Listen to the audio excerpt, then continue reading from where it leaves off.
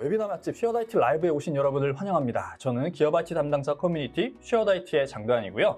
오늘은 2021년 첫 번째 웨비나입니다. 자, 오늘의 주제는 랜섬웨어로부터 안전하게 데이터를 보호하는 방안입니다.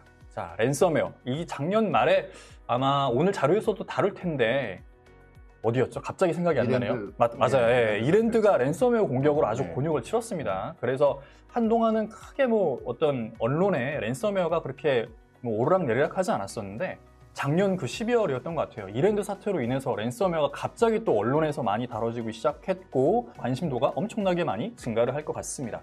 그래서 거기에 딱 맞춰서 오늘 저희가 이 랜섬웨어로부터 어떻게 하면 우리 회사에 있는 중요한 데이터들을 안전하게 보호할 수 있는지, 베리타스 넷백업으로 어떻게 보호할 수 있는지 그 내용으로 준비를 했습니다. 자, 그러면 본격적인 발표를 진행하기에 앞서서 오늘 발표를 진행해 주실 발표자분을 소개해 드리겠습니다. 제 오른쪽에 앉아 계신 BGM 블럭의 김민상 팀장님을 소개하겠습니다. 박수 부탁드립니다.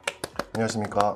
그러니까 랜섬웨어에 대해서 정통하게 어떻게 랜섬웨어가 구동하고 그것을 막을 수 있는 알고리즘이 무엇인가에 대한 얘기가 아니라 랜섬웨어의 현실을 좀 보여드리고 여기 피처링, PPT가 나오죠? 그럼요. 보여주고 계십니다. 베리타스 넷백업이라고 되어 있는데 이 관점에서 한번 백업으로는 과연 막을 수 있는가, 막을 수 없다면 보호를 할 수 있는가, 대응을 할 수 있는가를 좀 말씀드리려고 합니다. 네, 알겠습니다.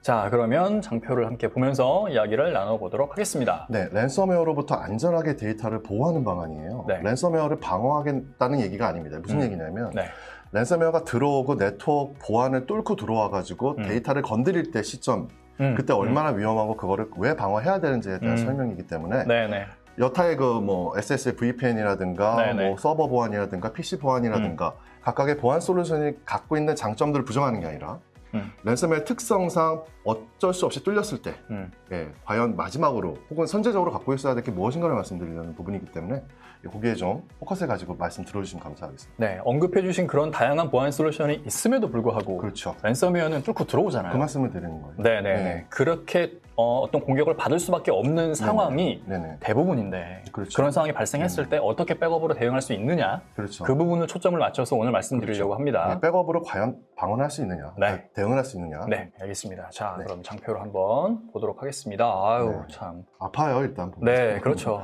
진짜 정말 많이 본 화면일 겁니다. 저는 개인적으로 이 화면을 직접 본 적은 없는데 직접 보시면 안 되죠, 이거는. 동료들 화면을 본 적은 있어요. 아, 그러세요? 네, 진짜 깜짝 놀랐습니다. 이거 보고. 개인이 당할 수도 있고 기관이 당할 수도 있고 기업이 당할 수도 있어요.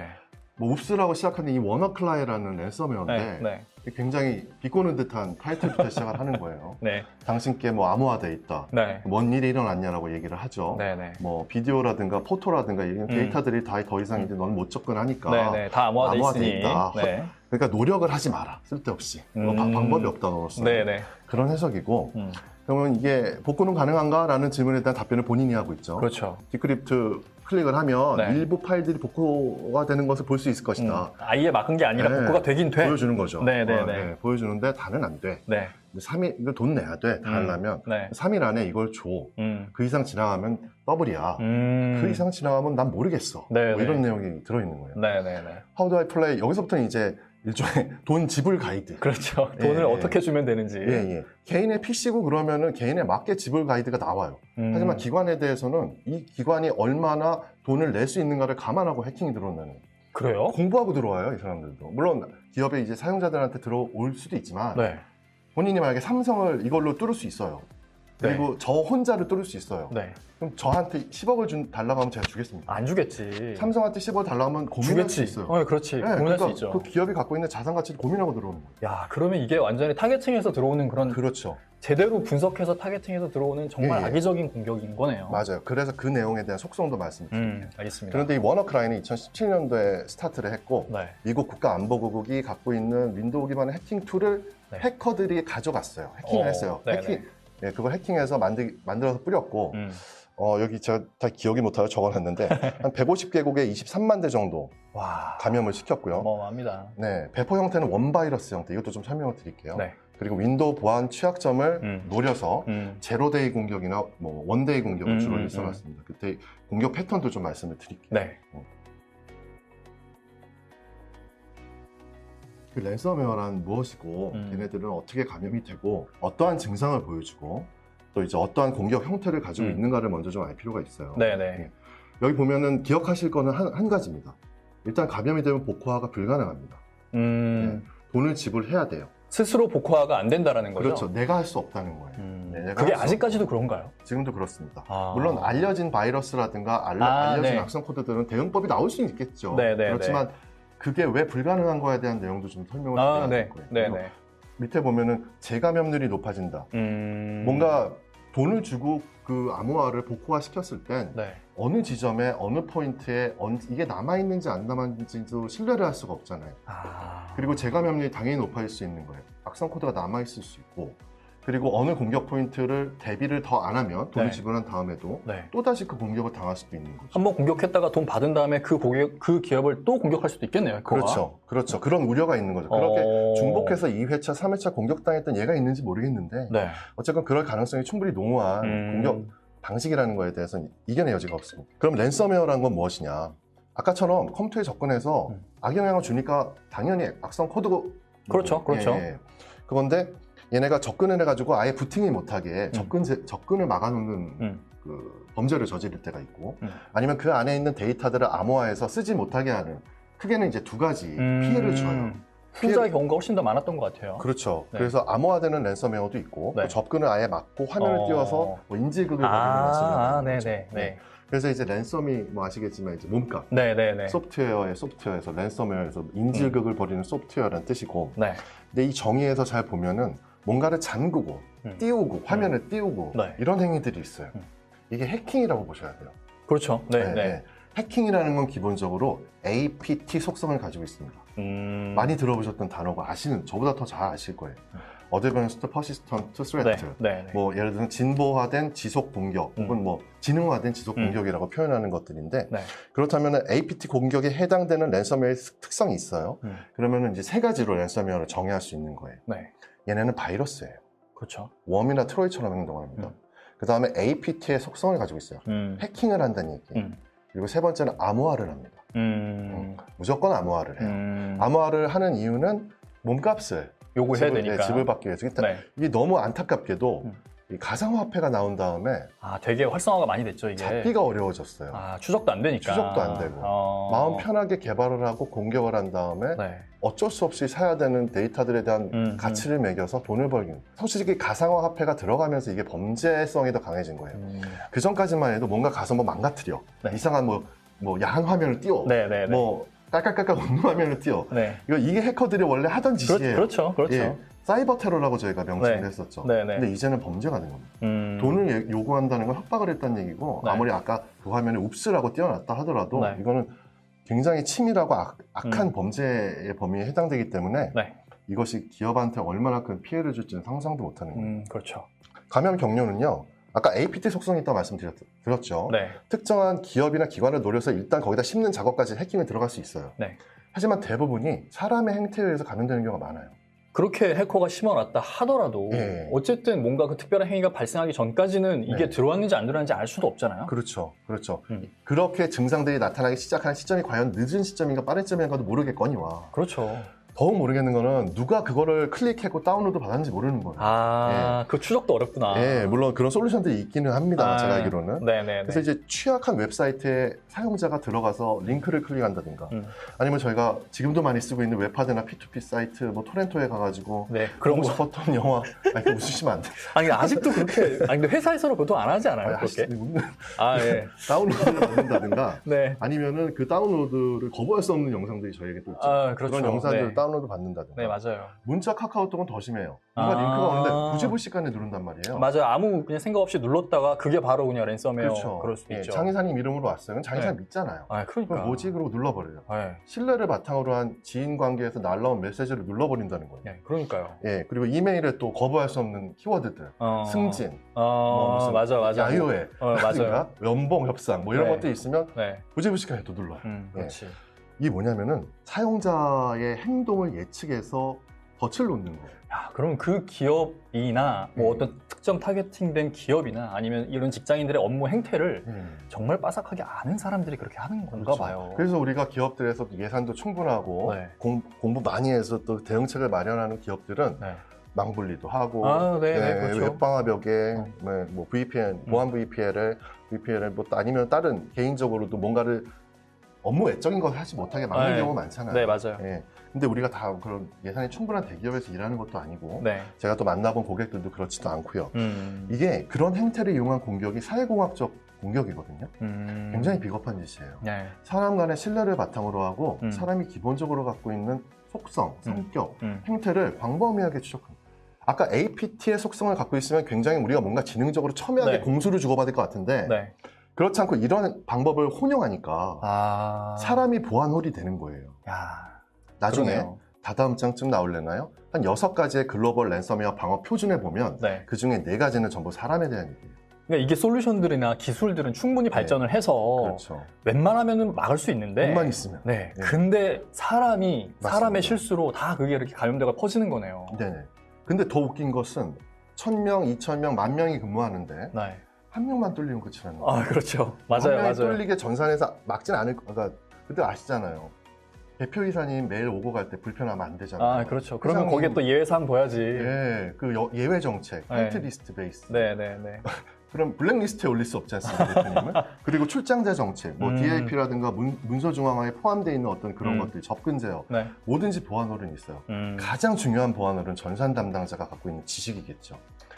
야, 그러네. 그렇죠. 그분이 뭔가 악한 행동을 하게 되면 그걸로 또 끝나버리죠. 그러네요. 근데 거기에 대해서 대책은 없어요. 그렇죠? 그 사람을 매수해버리면 이건 뭐 완전히 그렇죠. 뭐 외국에서 뭐 그런 설계 도면을 유출할 때 결국은 사람이 들고 가잖아요. 그렇죠. 왜냐하면 접근할 수 없거든요, 전산적으로. 뭐 그런 경우 결국은 사회공학적인 공격이 랜섬웨어 방어하기에 너무 어렵게 만든다. 또 우리는 쉴 틈 없이 방어해야 됩니다. 24시간 계속 방어해야 되는데 공격자는 기다려요. 커피 한 잔 마시면서 이틀 밤을 샌 것 같군. 그렇지. 화장실을 갔군. 그때를 기다려서 버튼 하나면 끝나죠. 우리는 24시간 내내 계속 모니터링하고 있어야 되는데 사원부터 팀장까지 24시간 내내 지켜봐야 돼요. 앉아있진 않지만 지켜봐야 돼요. 휴가 갈 때, 뭐 이럴 때라든가 뭐 그리고 인게이지먼트 룰이라는 게 있어요. 교전 수칙이라고. 법을 지키면서 회사에 컴플라이언스라는 게 다 있으실 거예요. 백업은 언제까지 받고 보안 시스템을 이렇게 하고 그 룰을 지켜야 되잖아요, 저희는. 왜냐면은 보고를 해야 되고 예산을 받아야 되고 또 소위 업자들을 상대하고 기술을 올려야 되고 업그레이드 해야 되고 모든 규칙이 있는데 공격자는 그런 게 없어요. 습격을 하는 공격자는 뚫는 게 목적이지 이 교전 수칙을 지켜가지고 그렇지. 제가 일단 경고 메일을 보내서 내일 오전 12시에 일단 다 모여 한판 붙읍시다 라고 하면 하겠는데 힘 대 힘으로 그런 게 아니기 때문에 우리가 예측할 수 없어요. 이게 4가지 불합리한 방어 입장에서 4가지 그래서 또 한 3가지가 파생이 됩니다. 공격자는 자기가 그 수익만 집중을 할 수 있는데 우리는 비용을 쏟아부어야 되는데 이게 제 돈이 아니잖아요. 그렇죠. 회사 돈인데 너무 불합리한 거예요. 그리고 공격은 또 혼자서 할 수 있지만 우리는 규모를 갖춰요. 맞아요. 아까 말씀드렸던 그 인원, 시간, 예산. 또 한 가지 기술만 알아도 공격자는 공격을 들어올 수 있어요. 예를 들어서 이 랜섬웨어 코딩 기술에 정통한 사람이면 10군데 그 공격을 해서 한 군데만 뚫어도 돈을 버는 거잖아요. 근데 방어자는 이 사람이 어떤 기술을 공격을 들어올지 모르기 때문에 난 더 똑똑해야 된다. 많은 것들을 또 알아야 된다는 거죠. 그러면은 방어자 입장에서 4가지 그 불리한 점이 있고 공격자 입장에서도 3가지나 유리한 점이 있어요. 이게 전쟁이 되냔 말입니다. 그러니까 전수방의 개념은 어쨌거나 내가 상대방보다 월등히 높은 자원을 갖고 있고 모든 24시간 동안 모든 100이면 100개의 공격 방법을 미리 예측하고 막을 준비해 놓으면서 앞으로의 진보된 공격으로부터 내가 방어할 수 있는 지적 그 레벨까지 높여놔야 되는 상황입니다. 유수의 기업 몇 랭크 안에 드는 기업만이 그거를 할 수 있어요. 근데 그렇게 했음에도 불구하고 어떻게든지 또 뚫리잖아요. 그렇죠. 이랜드처럼. 그렇죠. 그게 이제 큰 문제인 거고 그 격차가 어디서 나오냐면 이게 해커와 방어자라고 하면 일단 보안 시스템들을 만드는 보안 담당자나 개발자들도 포함입니다. 기술 정보의 비대칭성입니다. 더 쉽게 얘기하면 해커들은 시중에 나와 있는 최신 보안 솔루션들을 돈 주고 살 수 있어요. 네, 그렇겠죠, 당연히. 네, 네. 비밀이어야 되는데. 막는 무기들도 나를 막을 수 있는 방법이 네. 이미 그냥 돈 주고 내가 얼마든지 구할 수 있으니까. 네, 장도환 이사의 회사가 이걸 샀네? 나중에 한번 사서 연구. 그리고 그걸 또 우회할 수 있는 방법을 개발하고. 네, 근데 이 사람이 연구해서 만들어낸 코딩을 우린 몰라요. 그렇죠, 모르지. 네, 어쩔 수 없어요. 왜냐하면 보안 솔루션들을 세일즈를 해야 되니까, 벤더들은. 네. 그러면 시장에 오픈할 수밖에 없는 거고. 네네. 그러면 상대는 내 기술을 미리 알고 있고 거기다 얹어서 들어온다는 거죠. 근데 저는 어쨌건 나와 있는 기술을 사용할 수밖에 없으니까 이 전쟁에서는 늘 한 발 늦춰져 있는 거예요. 네. 그러면은 기술 정보의 비대칭성이라든가 애초에 싸움이 되지 않는 싸움에 대한 전선의 이 불합리성은 네. 랜섬웨어를 100% 막을 수 없다는 결론을 귀결될 수밖에 없고요. 네. 보안 담당자들한테 개인적으로 질문을 질의하고 또 토론을 하다 보면 네. 늘 한 발 앞서 있는 게 해커기 때문에 사실상 미리 예방하는 것들은 굉장히 힘이 든다라고 얘기를 해요. 100m 달리기를 할 때 늘 앞서가요, 해커는. 1m를 앞서가도 그래도 뚫리는 거죠. 먼저 들어가요. 네네. 100m 달리기인데 90m를 앞서가도 그래도 뭐 똑같이 1cm를 먼저 앞서가도 결과는 똑같아요. 네네, 맞아요. 그냥 져버리는 거예요. 내가 해커와의 격차 1cm를 줄였다고 해서 방심하면 안 되는 거예요. 해커가 1cm 앞에 가고 있어 좀만 더 하면 1cm 때문에 뚫려도 100m 차이 나는 사람이랑 뚫린 건 똑같은 거고 오히려 돈 더 많이 썼는데 뚫렸다는 얘기를 들을 수 있지만 네. 그래서 그 전쟁에서는 우리가 엎치락 뒤치락 할 수는 있어요. 왜냐하면 랜섬웨어의 타입에 따라서 DNS 서버 먼저 예측을 하고 끊어버린다든가 하는 행위로 막을 수 있는데 문제는 얘가 APT라고 그랬잖아요. 진보한다는 거죠. 사람이 만들고 코딩이라고 그랬잖아요. 네. 어떻게 진보할지 모르는 거예요. 게다가 해커들은 또 똑똑한 사람들이에요. 그렇죠. 엄청 똑똑한 사람들이니까. 예, 그 집단과 지식이 어떻게 공유되는지 모르겠지만 우리보단 빠르고 우리보단 진보화되어 있다는 걸 인정하고 들어가야 여기서부터 리스크를 이제 이해를 할 수가 있는 거죠. 그래서 여러분들은 확률 싸움으로 가셔야 돼요.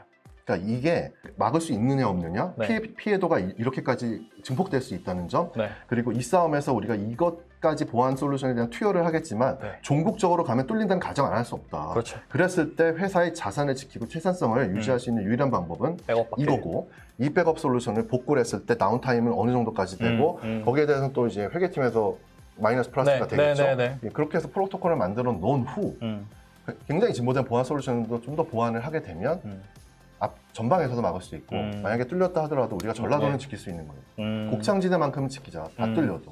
라고 하는 것까지 일단 갈 수 있다는 거죠. 네, 알겠습니다. 요장의 말씀이 길었죠. 네, 근데 어떻게 보면 오늘의 주제인 랜섬웨어에 대해서 제일 중요한 얘기를 좀 길게 말씀드렸습니다. 네네. 제일 중요하다 보니까.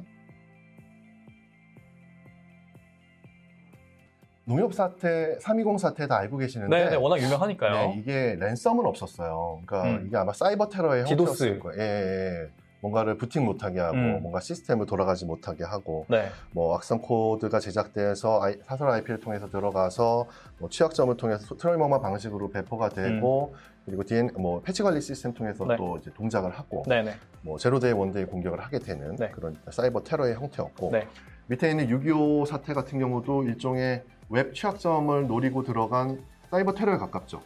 워너클라이는 아까 말씀드린 2017년도에 될 건데 이제 아까 DNS를 파악해서 초기에 셧다운해서 막을 수는 있어요.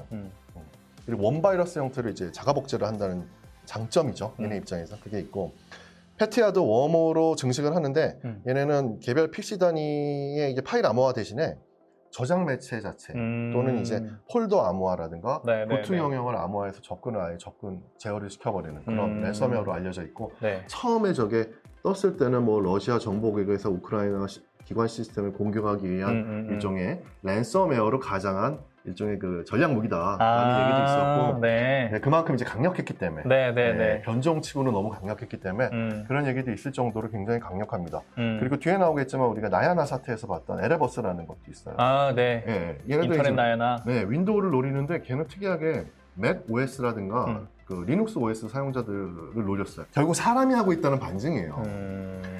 리눅스는 그러면 취약하겠네? 그렇겠지. 그런 상태에서 들어간 거죠. 그래도 리눅스가 오픈되어 있는 윈도우보다는 좀 그래도 보안성이 좀 있다라고도 사람이 인식을 하는데 이미 당한 거죠.